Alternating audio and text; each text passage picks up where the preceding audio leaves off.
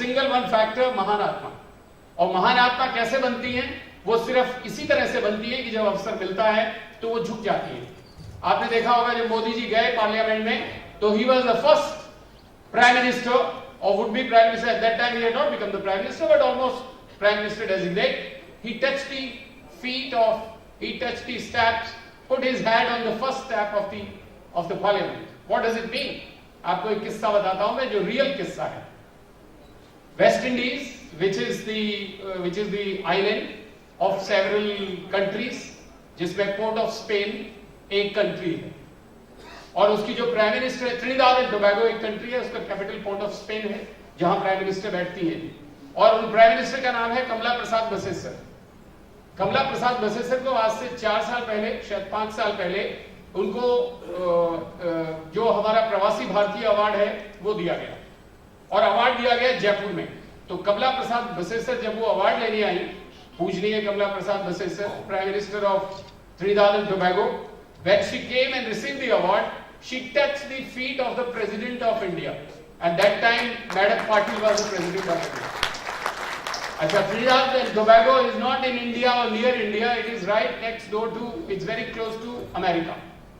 And this is not one country which is completely a Hindu Rashtra. It is a multiracial, multicultural country. Everybody wrote so much bad about her that a head of a state touching the feet of another head of a state in a nation, in a ceremony which is very, very international and global level, this is not acceptable. You know what she wrote? She said, बड़ों के चरण स्पर्श करके बड़ों को आशीर्वाद लेना हमारे कल्चर में है, हमारे संस्कार में। और मैं कमला प्रसाद बसेसर पहले संस्कार से हूं, बाद में prime minister of Trinidad and Tobago हूं। और मैं ये चाहती हूं, ये उनके राइटिंग में है, आप वेबसाइट पे जाके देखिए, कमला प्रसाद बसेसर। मैं उस फंक्शन में था और मैंने उनको मेमेंटो दिया था और मैंने उनके पैर छुए थे और कहा था कि मैडम आपने बहुत अच्छा स्टैंड लिया है। Kamla Persad Bissessar, she is the prime minister of Trinidad and Tobago. मैं बात आपको क्यों बता रहा हूं? बात इसलिए बता रहा हूं कि हम भारतीयों को, हमारा भारतीय अपना एक परिचय है, हम भारतीयों को भारतीयता की तरह से रहना चाहिए। अनफॉर्चुनेटली धीरे धीरे वो थोड़ा सा लुप्त होता जा रहा है। मैं 2 दिन पहले एक इंस्टीट्यूट में था ग्रेटर नोएडा में, बहुत सारे वॉलंटियर बच्चे थे, उनमें से one of the volunteers came to me and she said, sir, I am very happy to meet you and today is a very big day for our institute. I said, why today is a very big day? So she said, we are organizing this and you are the chief guest. And I said, no, today is a big day because today is a Ram Navami day. And then I asked her, do you know why we celebrate Ram Navami? And you will be shocked and you will be surprised. She didn't know why we celebrate Ram Navami. Can you imagine? And you know what, we are circulating the jokes on the WhatsApp. We are circulating Ram Navami is celebrated because Bhagwan Ram, not even Bhagwan Ram, Mr. Ram had passed 8th standard and gone to 9th standard. Please don't laugh. Please don't laugh. This is what is happening. This is ruining our culture of India. My dear friends, coming back to the point, अगर आपको बहुत ऊपर पहुंचना है, आप देखिए आपके चारों तरफ कितने कितने अच्छे लोग हैं. Look at Barack Obama, President of United States of America. How fit he walks, how straight he stands, how authoritative he puts his points across. No matter who is there, who is at the head of which country, when he talks sense. Look at our Modi ji. Have you ever seen him badly dressed? People talk about his dress. When Obama ji came here, he changed dress 5 times. They were making mockery of him. They should not have. It is the pride of India, is the Prime Minister of India, is our Prime Minister. If he changes dresses 5 times, it is only for us. It is only to project how Indians are. भारतीयता हमारा परिचय है. And we must not forget the परिचय. Because परिचय से मर्यादा है, मर्यादा से सामर्थ्य है और सामर्थ्य से कीर्ति है. और एज ए वाइस चांसलर मैं चाहता हूं कि आप सबने आज डिग्री ली है, ये डिग्री आपकी मर्यादा नहीं होनी चाहिए, ये डिग्री आपका खाली परिचय होना चाहिए, और इसके बाद आप मर्यादा को विकसित करो और उसके बाद आपका सामर्थ्य बढ़ेगा और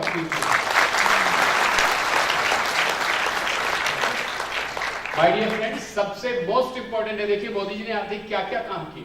सबसे पहला उन्होंने स्वास्थ्य पे फोकस किया. इमेजिन करो 125 करोड़ इंडियंस अगर बीमार रहते हैं तो कितना बड़ा बर्डन है.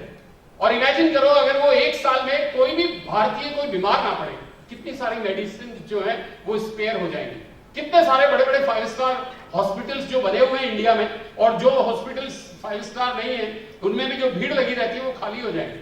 और फिर हम क्या करेंगे, हम बाहर से लोगों को बुलाएंगे, आइए हम आपका इलाज करेंगे। तो हमारा $1 जो आज 60 रुपए का है या 65 रुपए का है, वो उल्टा हो जाएगा, $1 में $65 मिलेंगे, बिकॉज हमारे पास इतनी सारी मेडिसिन स्पेयर होंगी। हमको स्वस्थ रहना है। मोदी जी ने क्या कहा?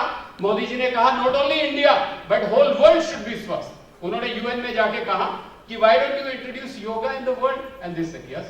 और हमारे यहाँ क्या हो रहा है? हमारे यहाँ हेलो हाय। मैं आपको एक उदाहरण देता हूं। अभी 2 हफ्ते पहले मैं एक कन्वोकेशन में था गोरखपुर में।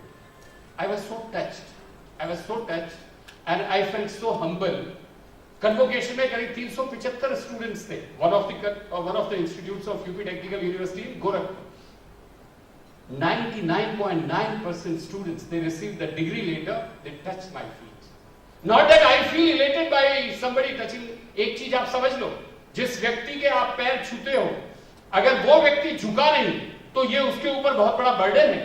किसी का भी आप पैर, किसी के भी पैर छूते हो, अगर आप माँ बाप के पैर छूते हो, आप समझ लो each time you are touching the feet of your parents, you are putting a burden on your parents because that they shoulder your responsibility. So if somebody touching my feet as a vice chancellor, it's a burden on me. But all those students, including the girls, I felt so touched. And then I could see the difference. That is why everywhere you go on the top level, all the fellows, where do you come from? I come from Gorakhpur. ये जो east वाले लोग होते हैं ना, इसीलिए बहुत अच्छा पढ़ते हैं, उन सरस्वती की बहुत कृपा होती है। We can always debate. इसका मतलब ये नहीं है कि बाकियों में सरस्वती की कृपा नहीं होती है, लेकिन हमारे शास्त्रों में, हमारे पूर्वजों ने हमको ये बात बताई कि हमारा परिचय भारतीय है और भारतीयता का मतलब हमारे संस्कार है, और संस्कार में सबसे पहला है आशीर्वाद लेना। माय डियर फ्रेंड्स, आज आपका दीक्षांत समारोह का दिन है। ये एक मैसेज समझ लीजिए, प्रैक्टिस करिए। जो मैंने प्रैक्टिस किया है जीवन भर, तो मैं यहां पहुंचा हूं, आपसे शेयर कर रहा हूं। प्रैक्टिस कर लीजिए। Never tell your boss hi hello. जो आज के लिए अंग्रेज लोग पढ़ाते हैं ना, आपको काउंसलिंग में करते हैं कि how do you greet your seniors, you greet by shaking hand. No, you do namaskar the way you know how namaskar Japanese do. जब मैं पहली बार जापान गया आज से 15 16 17 साल पहले, तो मैं एकदम चकित रह गया देख के कि जापानीज एक दूसरे को ग्रीट कैसे करते हैं, टिपिकल इंडियन वे में। चाहे जापानीज कितना ही बड़ा व्यक्ति हो, चाहे छोटे व्यक्ति से मिल रहा हो, वो इतना झुक जाते हैं एक दूसरे के सामने, वो ऑलमोस्ट नाक टच कर देते हैं अपने घुटने से। इसीलिए फिट भी रहते हैं वो, और फ्लेक्सिबल भी रहते हैं। और हम लोग हाय हेलो। दूसरा, स्वास्थ्य में सबसे बड़ा जो झंझट और संकट हो रहा है वो जिम्स का है। हर व्यक्ति को देखो, लड़के को लड़की को, सब जिम में जा रहे हैं। उससे क्या हो रहा है, हमारी सारी बोन्स, सारी मसल्स इतनी रिजिड हो जा रही हैं, और अगर हमारी बॉडी रिजिड हो जाती है तो माइंड रिजिड हो जाता है, और mind rigid things never become absorbing, so they don't absorb the knowledge. That's why we are not creating real knowledgeable people. तो मोदी जी ने वहां यूएन में कहा योग शुरू करिए, और यूएन में सब लोगों ने कहा कि we will make one day as yoga day. आप इमेजिन करो कितनी बड़ी कूटनीति और कितनी बड़ी सोच है मोदी जी की। अगर मान लीजिए योग सारे स्कूल्स में इंट्रोड्यूस हो जाए, आज मान लीजिए यूरोप में, अमेरिका में योग इंट्रोड्यूस हो जाए कि हफ्ते में एक क्लास योग की होगी, कितने सारे योग टीचर्स की जरूरत पड़ जाएगी। हम सारे 125 करोड़ भारतीय फिर वहां यूरोप में ही रहेंगे, सबको योग सिखाएंगे। लेकिन तब सिखाएंगे जब हमें योग आएगा। हम खुद ही भाग रहे हैं, हम खुद उनके पद चिन्हों में चल रहे हैं और जिम में जा रहे हैं। तो आज से आप लोग कम से कम, because I am addressing you directly, this is my sincere request, gym जाना बंद कर दो। जितना पैसा जिम में देते हो उतना पैसा गाय को, किसी गरीब को दान में दो। आप एक गाय पाल लो, रोज सुबह जब आप ऑफिस जाओ सोच लो कि भाई मुझे इतना पैसा इस गाय को देना है। You will see it is sustainability will be perfect. अगर सस्टेनेबल एक्ट नहीं होगा, आप कभी भी जीवन में आगे नहीं जा सकते। ये आपके लिए था।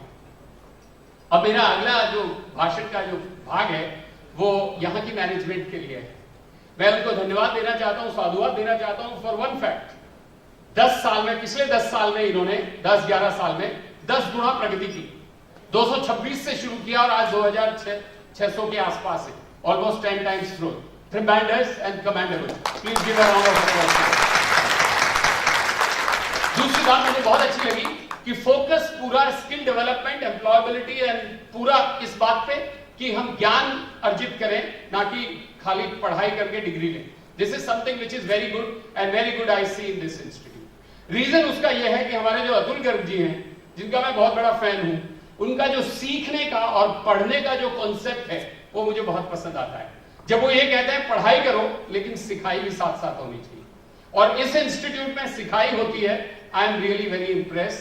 Thank you very much my dear friends, the faculty, the management, I am really proud of you. The third part of my speech pertains to mantri ji.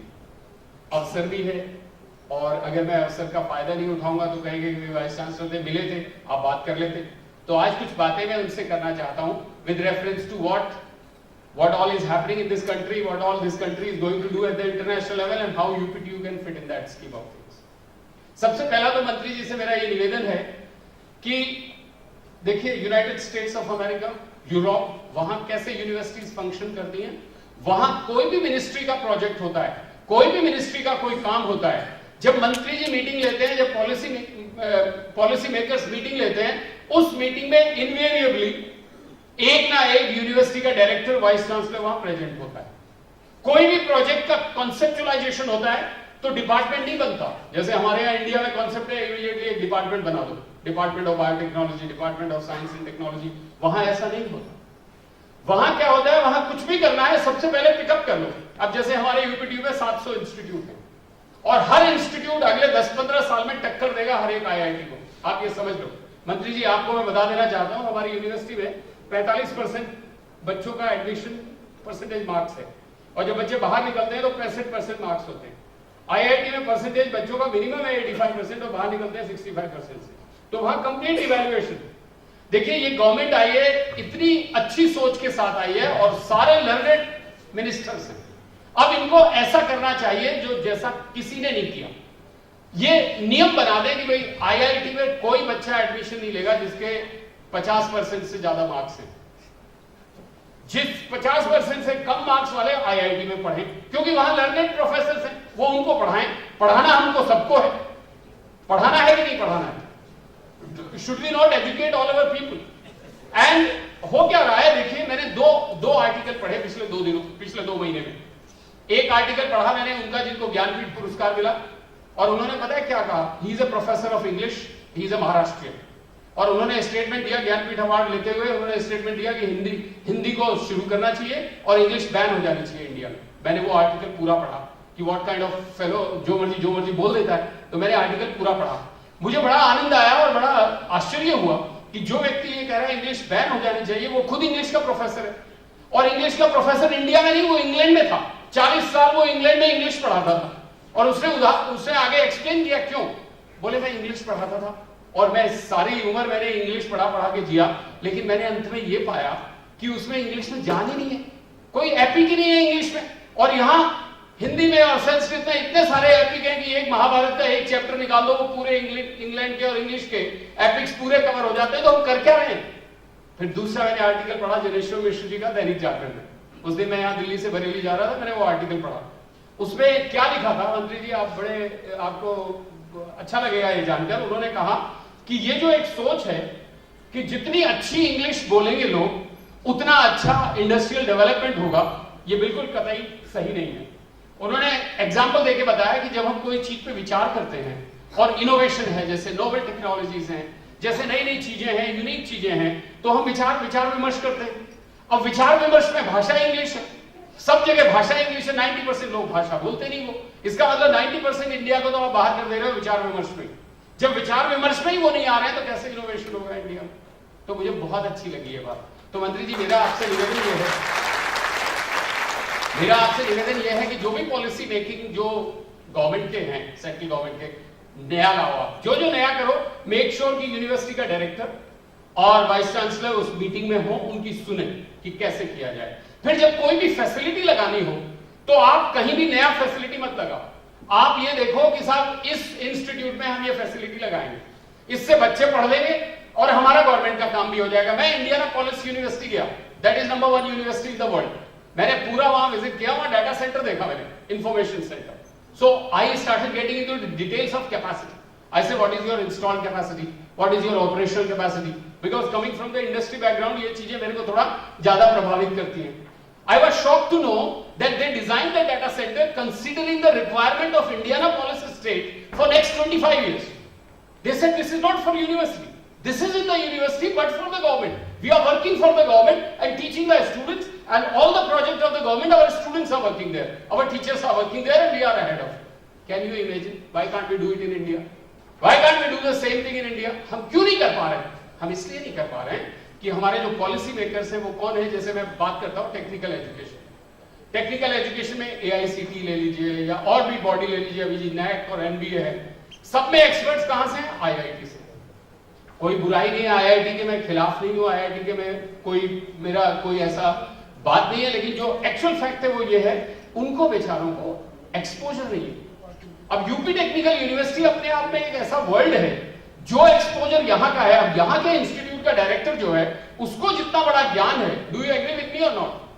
The students tell me, you are always treated second rated, but you always come first. अभी देखिए BTech की degree आपकी हो गई, अभी आपके competition में कौन डरेगा? आपसे मालूम है जिन्होंने IIT से बीटेक किया। एक दिन one of the directors of IIT I was sitting and you know what did he say? He said यार आप लोगों का बीटेक का इतना तगड़ा स्तर है, you compete with IITs। I said what do you mean? He said लेकिन आपका एमटेक का इतना नहीं है। आई सेड आपके यहाँ एमटेक कौन कर रहा है? बोला 70% UPTU के स्टूडेंट्स हैं, सारे NIT और IIT के। तो पॉलिसी मेकर्स में वो लोग हैं। अब हमारे डायरेक्टर्स को कोई पूछता ही नहीं। अब जैसे हमारे अतुल गर्ग जी हैं, सुनील जी हैं, इनसे कोई पूछता ही नहीं कि भाई कैसे पॉलिसी निर्धारण करें। कोई पूछता है? और इनके पास इतना ज्ञान है, जिन्होंने 11 साल से इतना बड़ा इंस्टीट्यूट